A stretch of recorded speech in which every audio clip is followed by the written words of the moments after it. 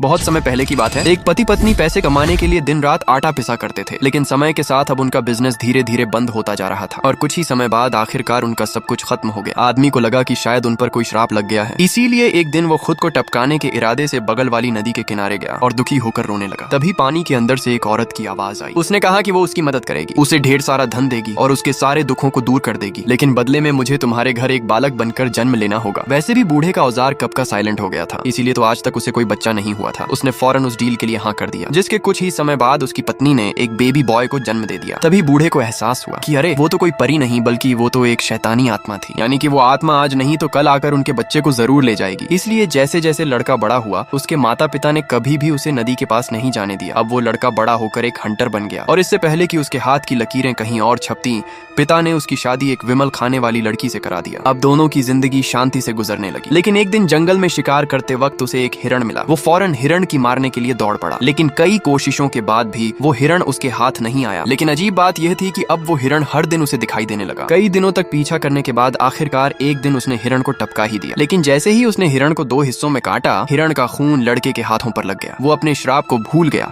और खून धोने के लिए नदी के पास चला गया और जैसे ही उसने पानी को छुआ, पानी से बनी दो बाहों ने उसे खींच लिया और वह नदी में समा गया। इधर जब वह देर रात तक घर वापस नहीं आया, तब उसकी पत्नी उसे ढूंढते ढूंढते नदी के किनारे पहुंची। वहां उसने देखा कि उसके पति की चीजें तो पानी के किनारे पड़ी हैं। ये देखते ही उसे समझ आ गया कि पानी की राक्षसी आत्मा उसे उठा ले गई है। वो गला फाड़ कर जोर जोर से रोने लगी और आखिरकार थक कर वहीं सो गई। नींद में उसे एक सपना आया जिसमें उसे एक दयालु जादूगरनी दिखी, जो पास के ही एक लकड़ी के घर में रहती थी और वो नदी के रहस्यों को जानती थी। सुबह उठते ही लड़की उस जादूगरनी के पास मदद के लिए पहुंची। जादूगरनी ने उसे एक कंघा दिया और कहा, कल पूनम की रात है, तुम रात को नदी किनारे बैठकर अपने बालों में कंघी करना, तुम्हारा पति लौट आएगा। उस रात को पत्नी ने ठीक वैसा ही किया और उसके पति का सिर सच में पानी से बाहर आ गया। लेकिन इससे पहले कि वो कुछ बोल पाती, वो फिर से पानी में गायब हो गया। अगले दिन वो फिर से रोते रोते जादूगरनी के पास गई, तो इस बार उसने एक चरखा थमा दिया। रात को लड़की चरखा चलाने लगी और इस बार तो उसका पति कमर तक पानी से बाहर आया, लेकिन फिर भी वह कुछ नहीं बोल पाया और पानी की आत्मा ने उसे फिर से अंदर खींच लिया। तीसरे दिन वो फिर से जादूगरनी के पास गई और इस बार उसने उसे एक बांसुरी थमा दिया। रात को पत्नी चांदनी में बैठकर बांसुरी बजाने लगी और इस बार अचानक नदी का पानी ऊपर उठने लगा। पत्नी तुरंत नदी में कूद पड़ी। इस बार उसने कसकर अपने पति को पकड़ लिया, लेकिन पानी की आत्मा ने क्रोध में आकर जबरदस्ती उन्हें अलग कर दिया